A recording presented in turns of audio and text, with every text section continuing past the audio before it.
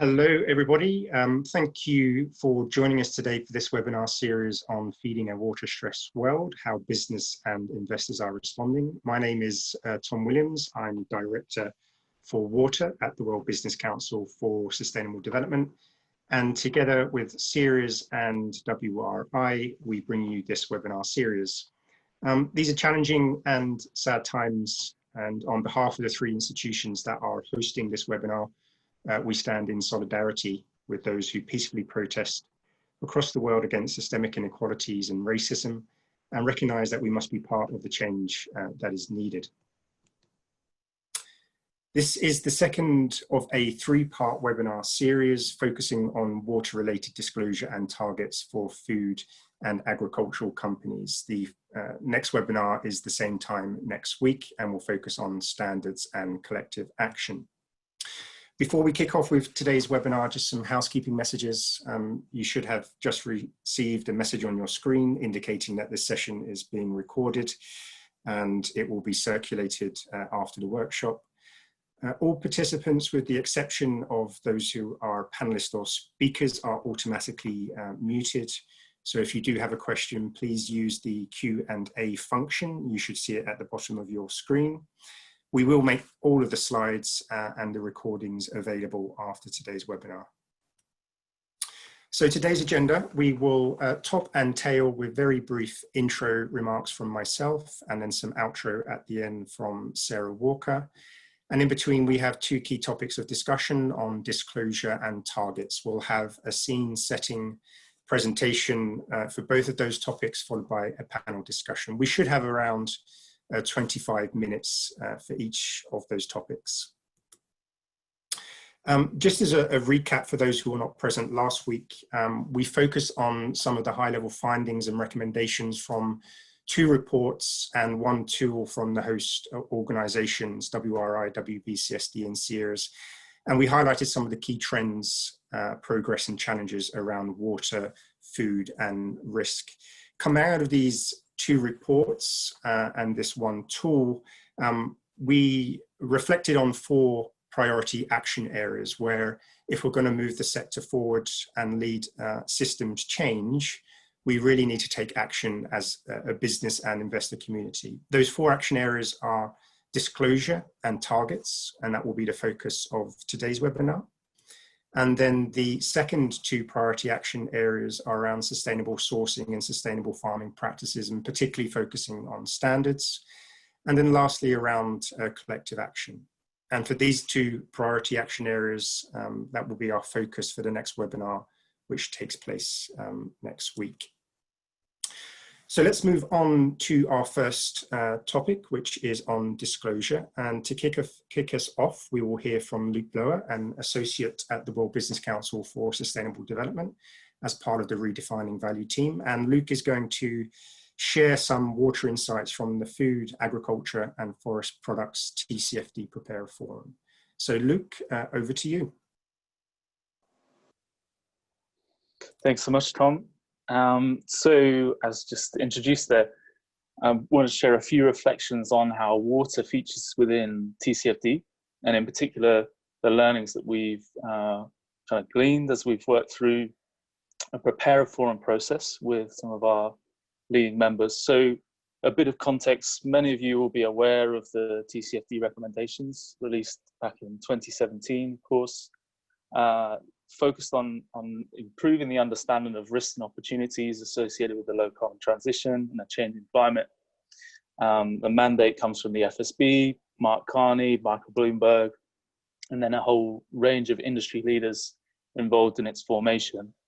But when it was launched, the recommendations of the task force, they asked us as WBCSD to provide a space for preparers, non-financial companies, from the priority sectors that the task force outlined, provide a space for those companies to think about the challenges and opportunities associated with implementation and interpretation of the recommendations, to look at the current status of disclosure, to think about how that might evolve over time, how we can support this sector specificity and the kind of direction of travel on standardization and commonality in approach. So this content that you see on slide here comes from one of those sector efforts, the Food, Agriculture, Forest Products Preparer Forum.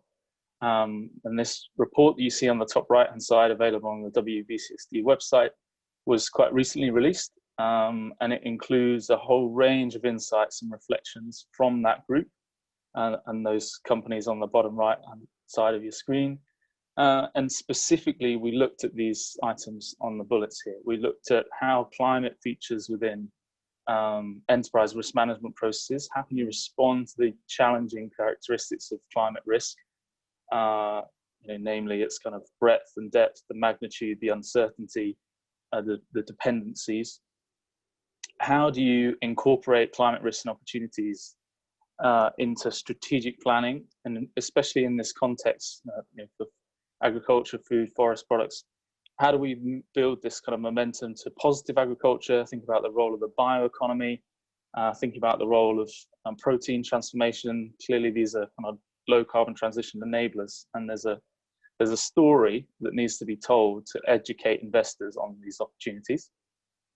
We then looked at resilience and what that might mean in this kind of climate context.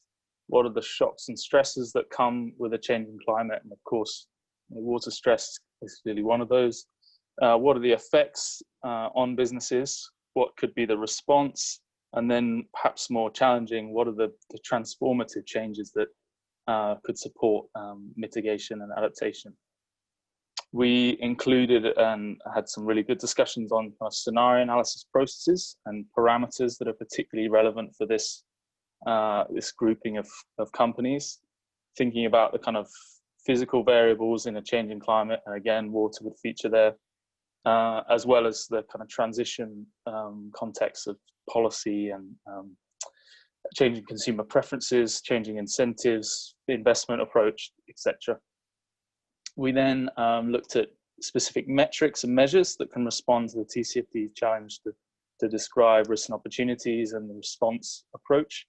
And in this guidance, there's a whole range of measures building on a lot of the good work that's gone before. And again, of course, water features there. And throughout the report, I think really crucially, we have these insights from credit and equity analysts from the investment community, the main audience for these TCFD disclosures. So we understand how we're meeting user needs. Now on the next slide, I just wanted to give some particular reflections that are more relevant in a water context, and perhaps share some of the stories and some of the experiences of the companies who participated.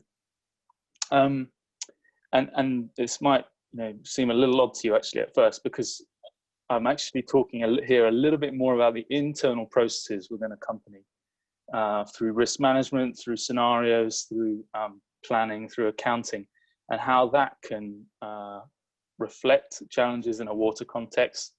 And then of course, that would then lead to disclosures. But the emphasis here is perhaps more on the internal processes and the challenges that come from TCFD, to look at strategy, to look at risk management, governance, and measurement.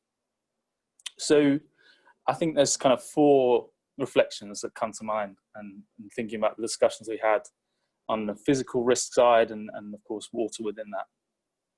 On the first, accounting. This is a really interesting area because this is the challenge that TCFD has laid down in terms of understanding the financial impact of these changing variables, of a changing climate, of risks and opportunities. What does it mean for your assets, your expenditure, your revenue?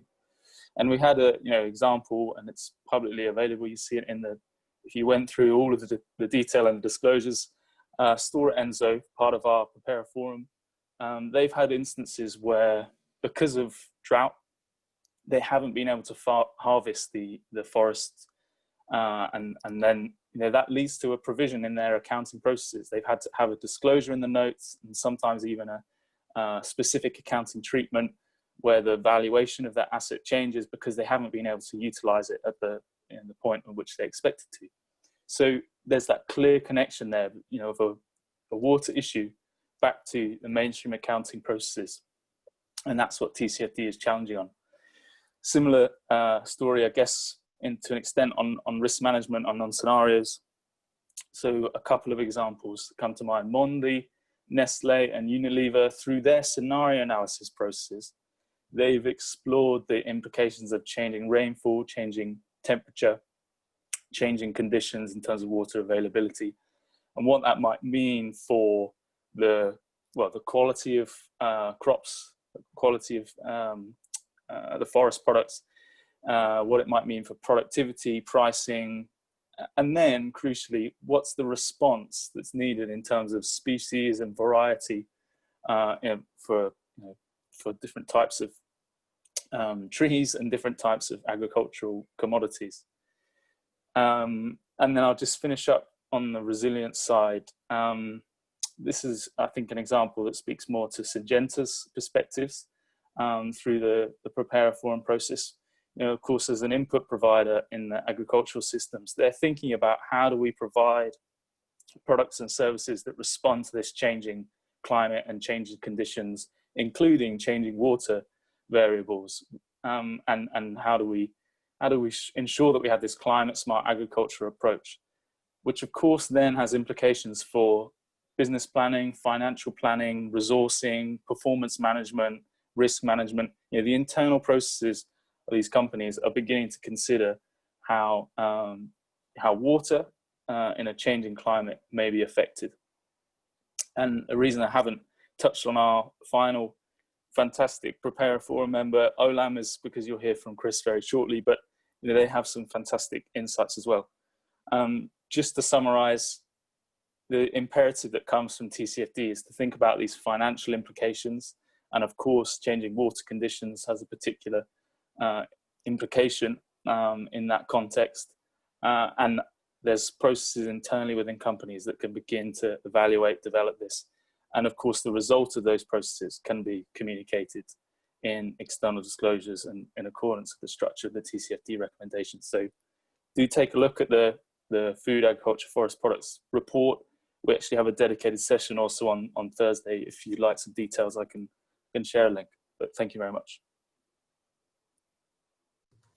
Great, thank you very much, Luke. And that's a really useful snapshot across a variety of companies in the food agri value chain. And maybe, Luke, what you can do is put a link to that webinar that's being organized later this week in the chat box, and people can sign up to that if they're interested. If you do have any questions for Luke, do use the Q&A function as well, and we should have a moment to address those. I'd like to now introduce our two panelists. First of all, Timothy Dunn, who is a Managing Partner and Chief Investment Officer with Terra Alpha Investments.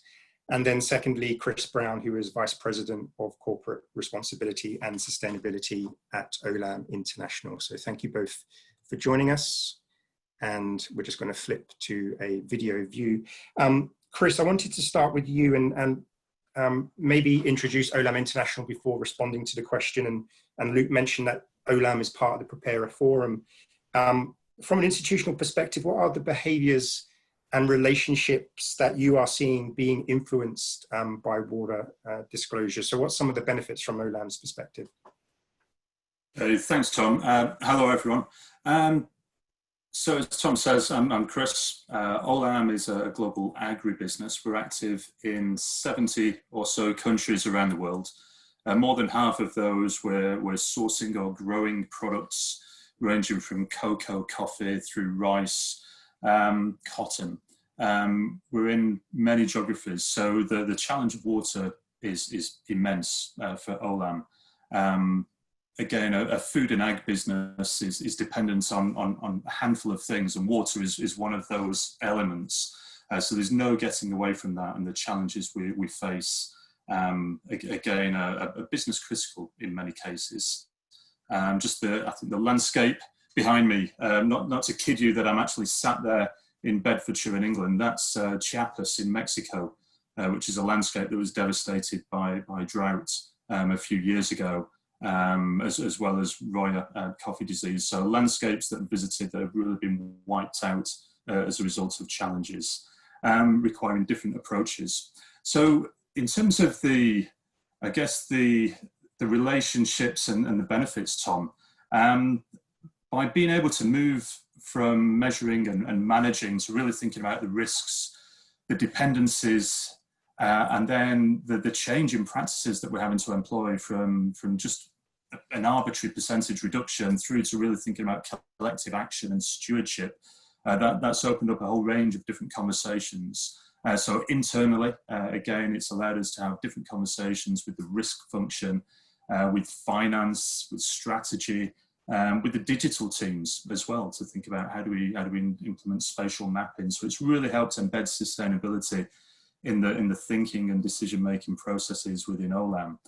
And then externally, the benefits that that's brought, we've seen through the work on sustainable finance, how being able to talk about the systems we operate in, demonstrate that water's part of, or focus on water is part of our strategy across the business, has just changed the dynamic of the conversations with banks. Increasingly, the conversations are kicking off with insurers, investors as well this week, big conversations with some investors linked to TCFD and insurance. And again, all of this comes back to water. It's allowed us to revisit our approach with customers in terms of how we engage them on the topic. So again, rather than talking about an arbitrary percentage reduction, it's really moving to be able to communicate about the risks and dependencies, as I say, so we can get much more context specific and then take the customer on a journey, hopefully to identify what the actions are we need to implement, to really demonstrate that where their products are coming from, we're really tackling the root cause of those challenges. And then hopefully on the sustainable finance, it's about incentivizing good business. So can we drive conversations with lenders to provide lower cost capital, where we can demonstrate lower risk and better practices that are tackling environmental, social and economic challenges altogether. So it's bringing a range of benefits to the business. But if I look back to when I first joined OLAM, to when we were first starting to measure, where we're in an entirely different place, integrated into that business decision making. And again, that's not just about sustainability, it's about the business understanding where it is today, where it needs to be tomorrow, and engaging the key stakeholders in that process. Great, thank you very much for that, Chris. And Tim, one of the key stakeholder groups that Chris mentioned there is the investor community. Could you introduce Terra Alpha and then talk a little bit about the importance of disclosure in a broad context for Terra Alpha through your approach to assessing companies through its environmental productivity framework? Sure, thanks, Tom. And well, Chris was talking about his background. I realized in my background, there's a painting in the back that people might go, well, what's that all about? That painting was painted by my mother 50 years ago, and it's just a family treasure. The tulips, I can't really tell you who painted those.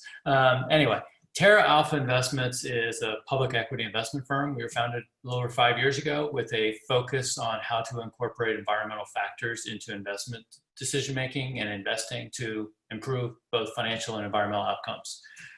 So we look to find companies around the world that we think are best positioned to thrive in a rapidly changing world, which we're obviously facing. We have a pretty unique combination of environmental science and knowledge with traditional investment management experience. I have a lot of traditional investment experience. I also happen to be married to a planetary geologist and have been understanding working in the environmental area for a long time. Our advisory board includes some pretty interesting people, including the former chief scientist of NASA, the former head of NASA, the former chief scientist of NOAA, who then was head of NOAA, who you might have heard of recently because her name is Kathy Sullivan, and she just became the first human to both be in space and go to the deepest part of the Pacific Ocean. She just did it this weekend, and brings a really interesting perspective on climate, and she's also a geologist herself. And then we also have Gene Rogers, who founded SASB, and George Serafin of Harvard Business School, who kind of help us think about how these factors integrate and are relevant to different businesses around the world. We have our own proprietary environmental and productivity assessment process that is a lot of research and analysis, but but it also includes data. And like all investment research, you need certain levels of data. And in our case, we very much look at carbon intensity, waste stream intensity, and water intensity as the primary factors, partially because those are the most relevant but to global challenges, but they're also most readily available. We as a firm invest across all sectors because water is an issue that affects all businesses and it's a global issue across the economy. But we also have a fairly large exposure to food, beverage, and ag sector. So about 20% of our portfolio is invested in 14 companies around the world who are directly in the sector. In terms of the importance of disclosure, as I said, it's essential to any investment analysis to have certain level of corporate disclosure. And it's, we all have that across a whole range of issues from the traditional financial to, business assessment in the MDA, as well as a growing number of environmental issues. Our firm, and I think a growing number of other investment firms, I know a number are increasingly requiring and expecting to see key environmental data and information to help build a better perspective on any business. So we expect companies to both report their direct water use and water purchasing and their water impact data. We really highly encourage companies to do a global water risk assessment and then disclose findings from that so that, not the entire report necessarily, but the things that are material and then how are they we're working to mitigate those risks.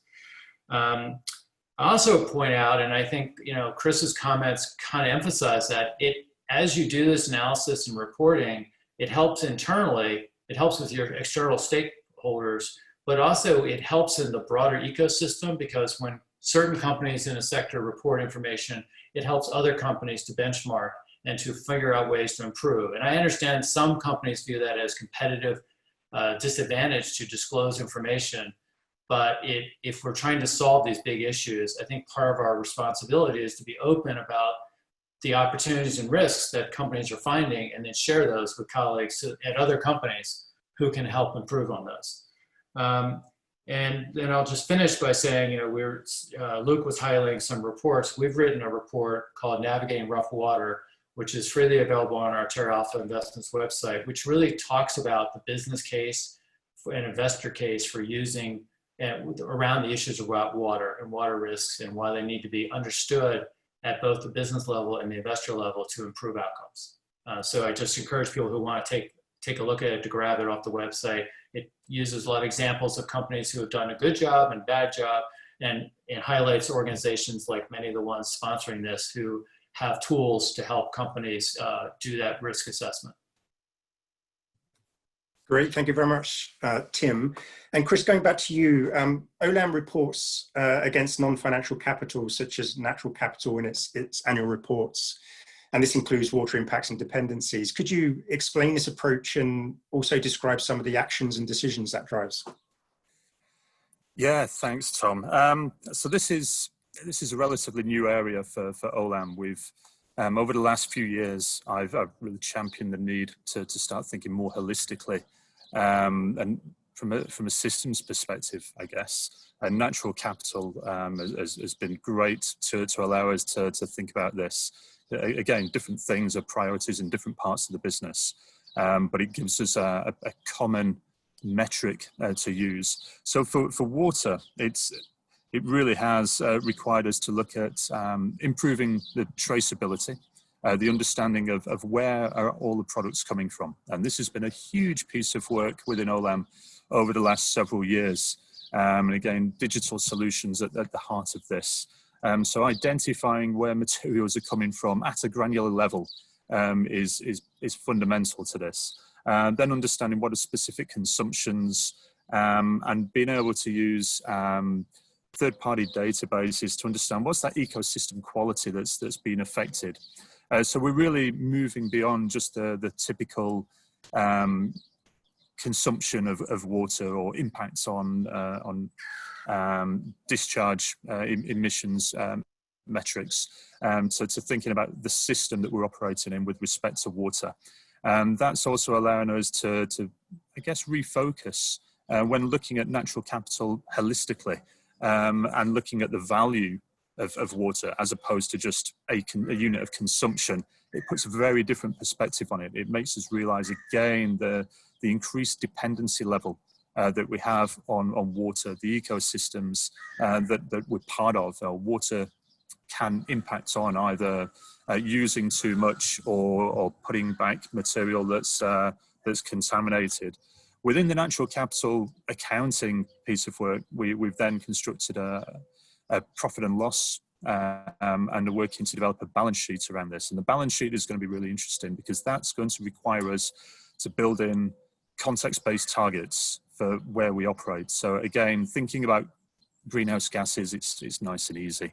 You just peg yourself to the science-based targets process. But for water, you've really got to understand the context-based approach and what that means in terms of our operations. So that's requiring, again, more research, more thought, and more bespoke accounting, and then more bespoke actions and management associated with that. So we think this is going to take us down the pathway of just much more enhanced focus on water and the water-based ecosystems that we're part of, and also allows us a conversation then more broadly with other actors. So as Tim was saying as well, it's not just about us. We've got to be able to look at this more pre-competitively and bring in other people within those watersheds who are active to really help us build collective action. If we can't do that, we're never going to solve the root causes of the challenges.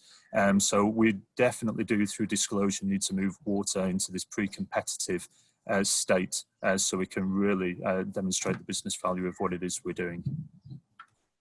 Great, thanks for that, Chris. You teed up quite nicely our next topic on targets, because we're going to talk about context and science-based targets.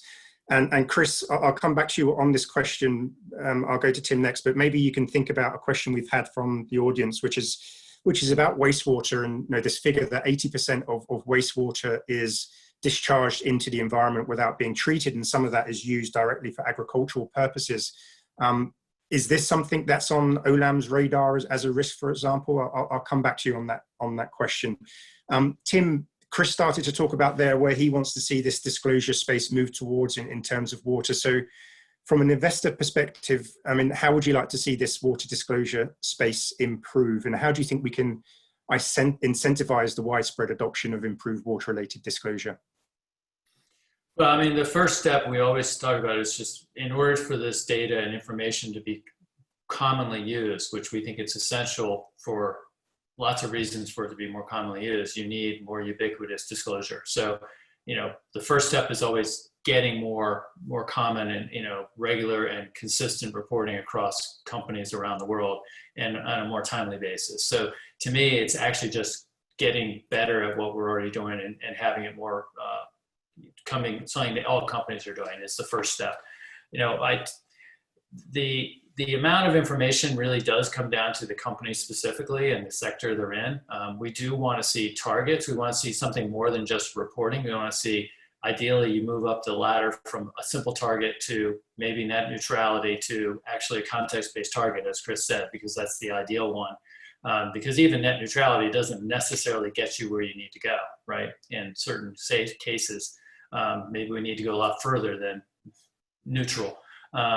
In terms of replenishing. So, and it all depends on the context and the basin and so on. So we're just looking for deeper we want to see that companies really understand where their risks are, where their opportunities are, and they understand how to structure their business so they won't run into those barriers, run into those risks, so they can continue to operate successfully for decades in the future within the communities they're drawing water and impacting the water.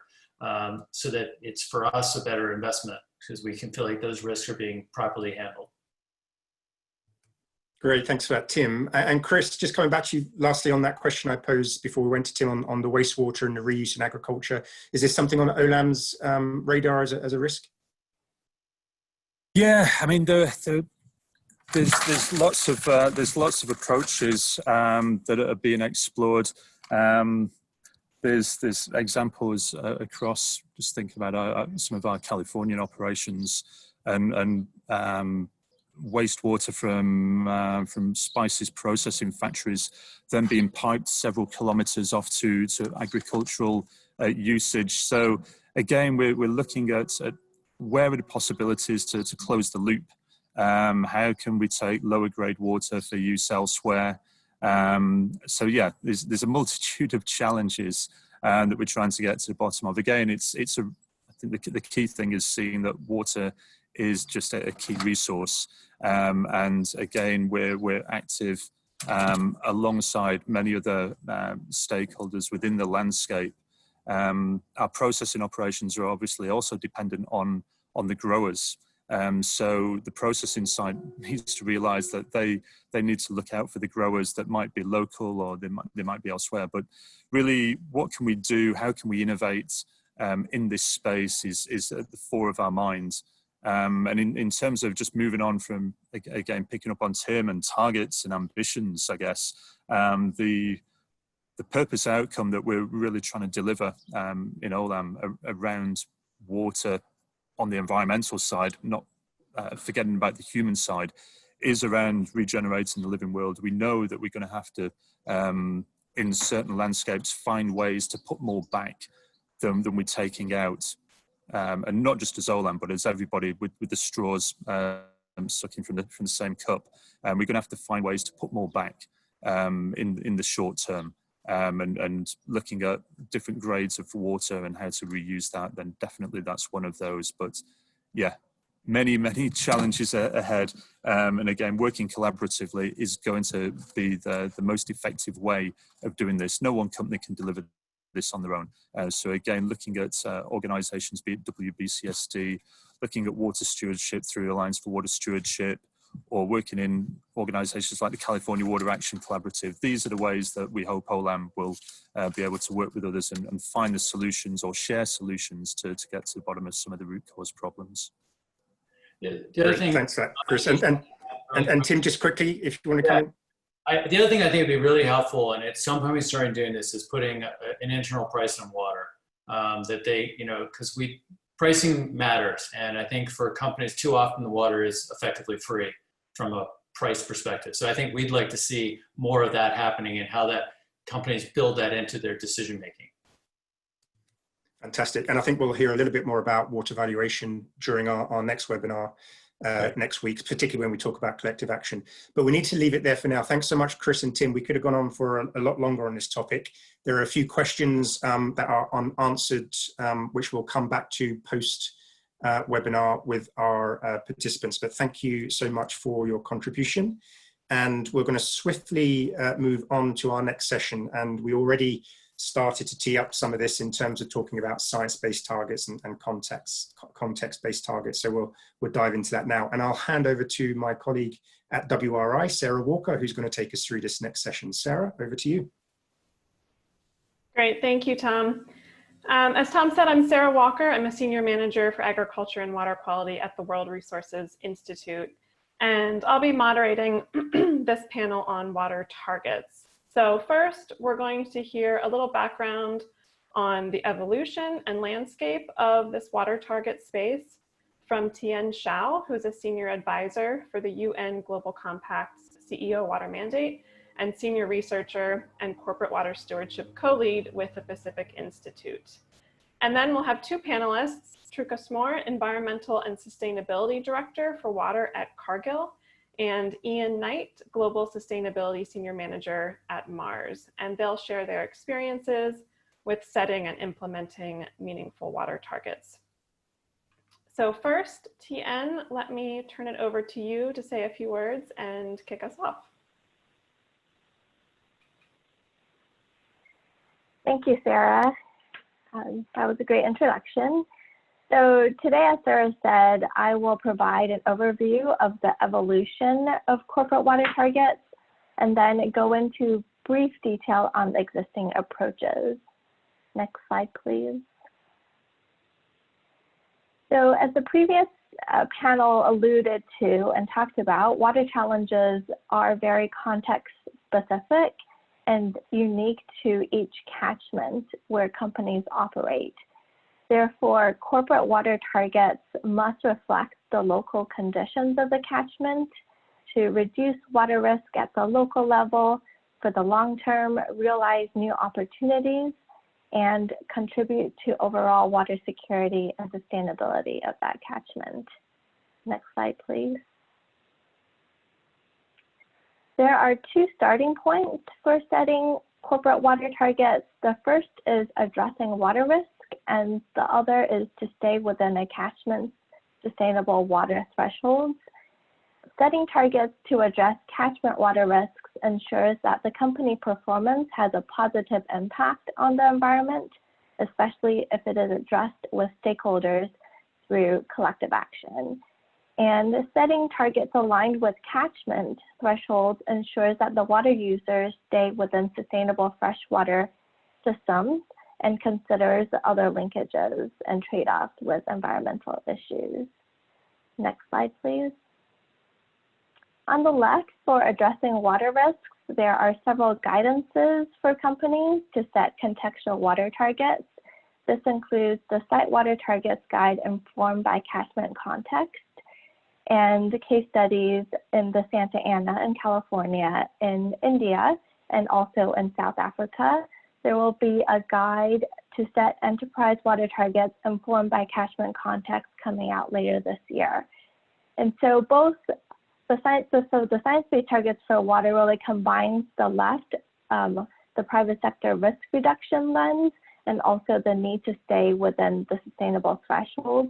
And the definition of science-based targets for water is building on existing work, but providing additional rigor, ensuring that the targets focus on water quality and quantity thresholds, and based on the best available hydrological science for both surface and groundwater. Next slide, please. So this slide is another way to show the evolution of corporate water targets, where the next generation of corporate water targets are moving beyond internal benchmarking and ensuring that context is incorporated. So the middle area, contextual water targets, is focused on the right things, such as the water challenges, which water challenges within SDG 6, in the right places. So basins facing high water stress and basins with the share water challenges. The science-based targets for water at the bottom here focuses on quality and quantity, and also in the right place, but also at the right level, where targets are incorporating the latest science and also the allocation of responsibility within that catchment. And this is from the WWF website. So I will go through two approaches now, the setting of contextual water targets. And here is a definition of what a site level target is, reflecting the catchment context. There are two main things to focus on here. One is addressing the priority water challenges, but also understanding and supporting the desired catchment condition. And so here on the right is a catchment where a site is located, and there's multiple water users in the catchment and interrelated water challenges here as well. Next slide, please. So for the setting contextual water targets, there are 3 steps at the site. The first is really understanding the site's water use, including its dependencies and impacts, and the priority water challenges within the catchment.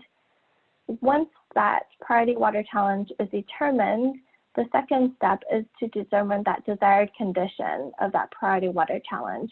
It could be a goal of water depletion or a threshold around water quality as a desired condition, and a gap will be assessed between the current and desired conditions, and the site can then determine its contribution towards that desired condition. The second step really helps a site determine the ambition or the magnitude of the target. And then the third step is to ensure that the target aligns with existing water stewardship initiatives and efforts, including public policy initiatives. So it contributes to existing efforts, and it also has implementation measures to measure progress towards their target. So there's existing guidances for this that companies can refer to, and we'll hear more later on with Cargill and Mars on more applications and practicalities on how to do this.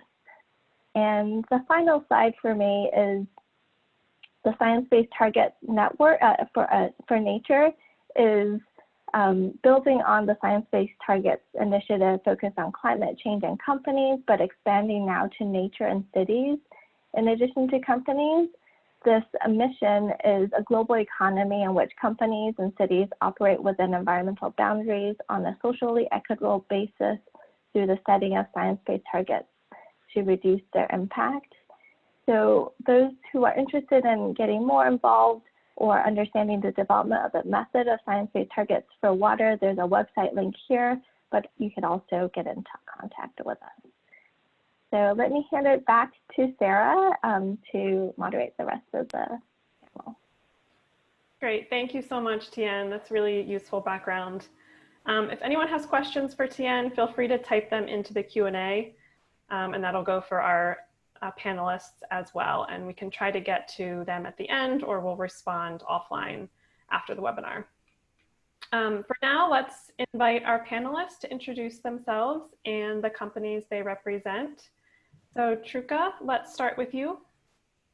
Yes, thank you, Sarah. So I'm Truca Smoor. I'm the Global Water Lead for Cargill, and I'm responsible for the water program for our operations and our supply chains. So for those of you who don't know Cargill is a food and agricultural company, and we're quite a large company, so it's always difficult to grab what we do in one sentence, but it's about like we connect. So we connect to nourish the world in a safe, responsible, and sustainable way. That's kind of what our purpose is. But when we connect farmers with markets, we can connect customers with ingredients, and people and animals with the food they need to thrive. Some key numbers, like OLEM, we also work in roughly around 70 countries. We have 160,000 employees, and we already exist for more than 150 years, and we hope to continue that for much longer. Key areas we focus on, as I said, like agriculture, but also animal nutrition and protein and food ingredients. Great, thanks, Truca. Ian? Yeah, hi everybody. Ian Knight. I'm based in the UK. I'm part of Mars's corporate sustainability team. I lead on water stewardship. Mars is a global confectionery, food and pet care business. Wonderful. Thank you both for joining us. So as we heard from Tien, we know that creating meaningful water use goals grounded in science is really a key first step in trying to mitigate water risks across global supply chains. And both of your companies have really taken a context-based approach to doing this. So Mars has set context-based goals to ensure water use along its value chain is within annually renewable levels specific to each watershed in which Mars operates and sources from. And you're developing some more ambitious water intensity targets in areas of high water stress where you have facilities. Cargill aims to achieve sustainable water management in all their priority watersheds across their operations and supply chains by 2030. So these are both very impressive and ambitious goals. Can you briefly, within a few minutes, just kind of share your journey? How did you get to where you are today? And what lessons, building blocks from previous milestones in the water world enabled you and really drove you to set your context-based targets? Shall I start? Sure, Ian, go ahead. Yeah, so I liked Tien's inverted pyramid showing the journey for water targets, because that was pretty much reflects Mars's approach. In 2010, we set our first water target, which was to reduce our water usage at our factories, at our sites, by 25%. And we quickly realised that that was a very coarse sort of target. In some locations, a 25% reduction was nothing like enough. And in other places, there was absolutely no need to reduce water use. So we then kind of moved on, and we set more of a site-specific target to improve efficiency. But at the same time, we also realised that the planet doesn't really care about efficiency, it cares about absolutes.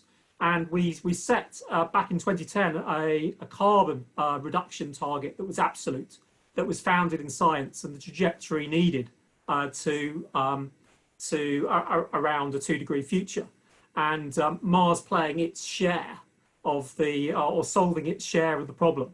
And so we brought that thinking into water. You know, how should Mars solve its share of the problem in the places where water is stressed? And also realizing that as an agricultural business, more than 99% of our water use is in agriculture, not in our factories. So broadening our thinking to our entire value chain. And so that kind of led as an evolutionary process, that when we relaunched our transformational targets for our entire value chain, we had a water target that was aimed at just doing that, at meeting Mars's share of the problems associated with water in the locations where we're operating, where those problems apply. Great, thank you, Ian. Truca? Yeah, and I very much recognize some of the points you make, Ian, but I think for Cargill, what was really key to how we developed our strategy and how we landed at our targets is prioritization is key, and prioritization is needed. Like, given the size of all the different regions that we source from and the huge impact of water, we just had to prioritize, knowing that location matters. And so I think that was kind of the key starting point to say, is like, well, we have to prioritize to be able to really focus on where can we drive change, where can we make that difference, and where can we contribute. So I think that was one key, is that, like, taking a context-based approach helped us to prioritize and to focus. The other part for us is really taking a holistic approach. So when, like many companies, we also came from a legacy and history of efficiency targets. However, like Ian said, like, they're not driving the change that we needed. And you also see is that like water quality is so important for our supply chains, for our operations, for our communities. And we, through taking a more holistic approach by including not only water quality, water availability, but also access to safe drinking water, we really could look at it from the different angles that are important for us, like leveraging the synergies that we see with climate change, through the role of nitrogen and nitrous oxides on one hand to climate change, but then also through runoff to water quality, leveraging access to safe drinking water to make sure that we have resilient communities in the regions that we source from, and having all of that integrated in our approach. Again, emphasize the need to take that context-based approach and prioritize on those key priority regions that are the most relevant for us and where we have that ability to drive change. Great, thanks, Truca. Ian, as you mentioned, Mars has really a vast assortment of raw materials that you source, from ingredients for chewing gum to dog food. So how are you thinking about prioritizing your efforts? Well, we have 3 steps. Firstly, every year we ask our procurement teams to report what it is that we're buying, where it's coming from, and how much we're purchasing. And we try to get that as granular as possible, and we record it in a geographic information system. So I like what Chris was saying about needing to develop bespoke accounting methods for water, because that's very much what we're doing. And secondly, we assess what the water risks are that are impacting these locations that we're actually operating in. And there we use global data sets for both water stress, but also for agricultural crop land use. And we put this information together to actually understand what the water sort of picture actually is that are facing us, you know, in these particular locations. And then finally, we calculate how much water we're using and how much water we need to reduce by actually in those locations. And the great benefit of actually this approach is exactly as Truca said, in terms of prioritization, because what we find out then is that 78% of the unsustainable water that we're using in our value chain is associated with 3 commodities in 4 that are sourced from 4 locations.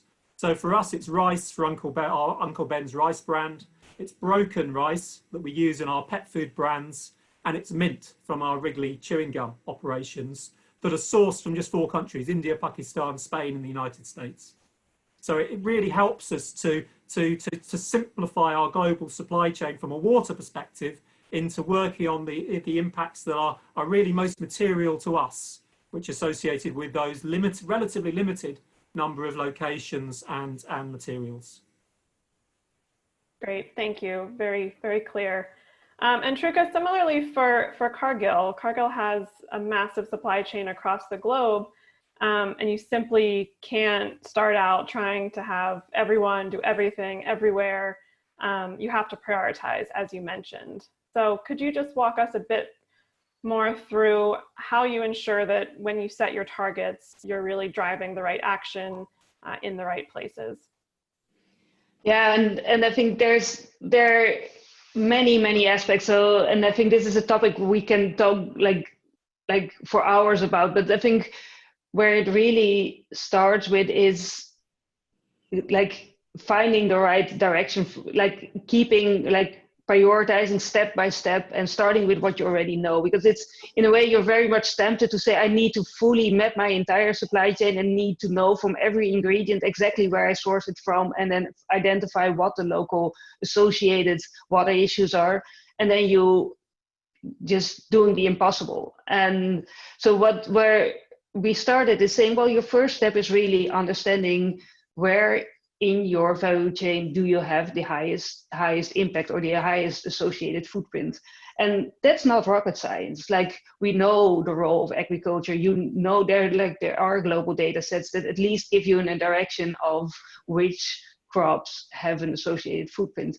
And then we worked really closely with WRI, with you, to just identify, like overlay those with, well, where is water an issue? And then we zoomed in on those three aspects that were critical for us, being the water availability, water quality, and access to safe drinking water. And then saying, well, that already pins it down, because now we can only have to look at where water is an issue and then focus on, so what do we know from these specific regions? And then zooming in on these specific regions, actually looking at, well, what is our contribution or our associated footprint to these issues? And by taking that approach, by really only like zooming in at the level where we knew that there was an issue, we could step by step, actually indeed, like similar to Ian saying, like, well, we started, I think, with over 6,000 watersheds that we were looking at, and we were able to bring it down to something that was far below 100, to just say, like, well, this is what really pinpoints us where we can drive change and where we can really like make the difference that we want to make, but also where we see both the risk and the opportunities for us. Great, thank you. Ian, let me come back to you. We have a question from a participant who would like you to elaborate more on efficiency versus absolute targets.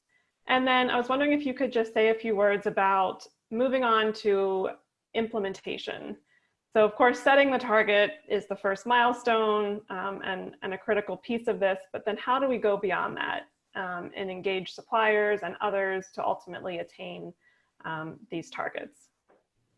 Yeah, no, thank you. I mean, efficiency versus absolute, I mean, that's a big discussion internally, particularly when it comes to talking to factories. You know, they talk about, well, we have some control over our efficiency, but our absolute footprint is very much driven by what we're asked to make, which is kind of outside of our control. So the factories kind of prefer to have efficiency targets rather than absolute targets. Whereas, you know, the planet really doesn't care about our efficiency. It cares about our absolute impacts. You know, and if we double our efficiency, it's great, but if we quadruple our output, you know, we're having more of a detrimental impact. So we regard water in the same way as carbon with regard to absolutes, and we're very much migrating more towards absolute targets than efficiency. When it comes to implementation, we're aware of a few deficiencies with our lagging in KPI. Particularly, it takes a long time to develop implementation programs and intervention programs that make a difference to our water performance. So if you want to start a sustainable agricultural program in a particular location, maybe working with external partners, it can take a number of years to bring it to fruition. And it's very much the responsibility of the procurement community to actually do that.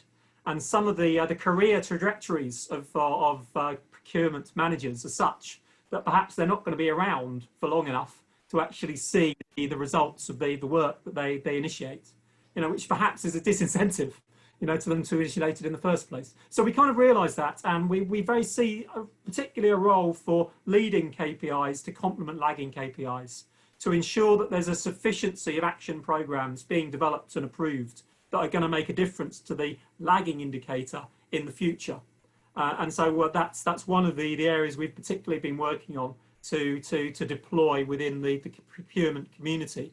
And then, of course, we have a number of intervention programs that we're proud of, particularly those where we're working broadly with a range of external kind of organisations, maybe governments, NGOs, certification bodies, to make a difference. And WRI would be one of those that people are welcome to Google. That's run by Helvetus and supported by the Swiss government, that we work with some of our rice farmers in India and Pakistan on. Great, thank you. Trugo, one more question for you before I ask a closing question to you both, so we can try to wrap up here by noon. You mentioned your focus on water quality and WASH, in addition to some of the more typical water risks, looking at quantity.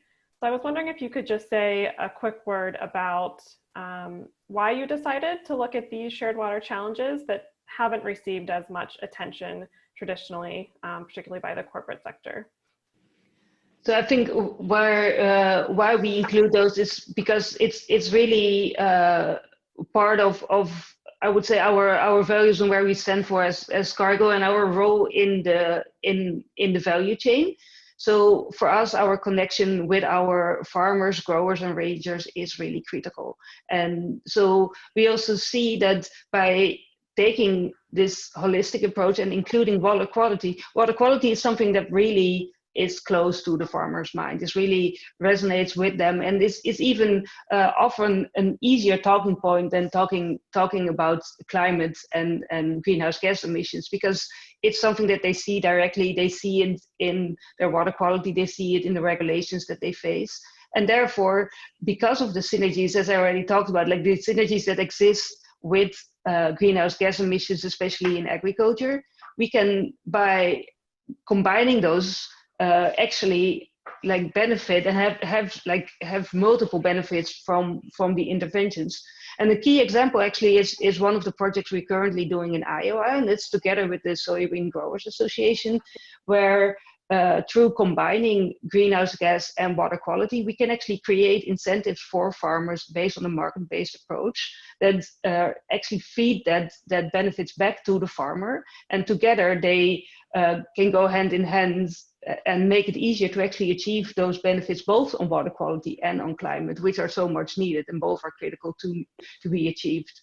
If you then look at access to water, as it is so critical for our communities, and we just see it as needed to do our part and ensure that all people have access to safe drinking water aligned with the Sustainable Development Goals.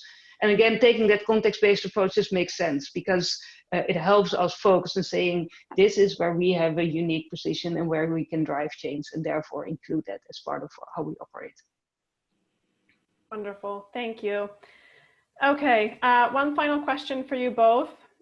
What would be your primary piece of advice to your peers who are interested in getting started on this target setting journey for water, but maybe haven't gotten started yet, or are struggling a bit along the way? And if you could keep it to like 30 seconds, that'd be great. Yeah, so 3 points, I think. Build understanding of your supply chain, understand your impacts, use imperfect data, don't let the perfect be the enemy of the good. Set your priorities, set targets to make a difference to those priorities, and engage a critical friend. Organisations like WWF, WRI, Ceres, can greatly help, to be informed and a helpful sort of provocation to you as you take the journey. Yeah, that gives me my 30 seconds. So I would say, like, embrace that context-based approach. It is a next level, but it really actually makes things easier. So look really at focus on where you can drive change across your value chain, and be holistic, but don't be perfect. Very often start with what you already know and build on that. There are so many things that need to be done and that can be done. Like, the moment that you open the tap and you cannot drink it, the moment that your rivers run dry, the moments that you have to close down your facilities because you simply don't have a supply, you know that there is an issue. And you don't need to spend years and years of risk assessments to find out what the issue is. You can already start today. And the people on the ground will know and use them to drive action and change where you can. Great, thank you both very much. We'll have to close there.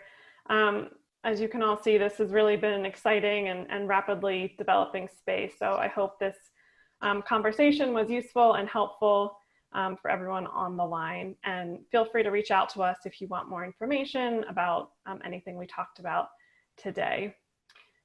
So following this webinar, as Tom mentioned, we will share the slides and we'll share the recording, and we can also share some answers to the Q&A questions. I see a lot of really good questions coming in. I'm sorry we didn't have time to get to them, but we will respond via email. And then finally, let me just close by inviting you all to join us next week at the same time for our third and final webinar in the series, which will focus on standards and collective action. And with that, on behalf of WBCSD and Ceres and WRI, thank you all for joining us today, and hopefully we'll see you next week.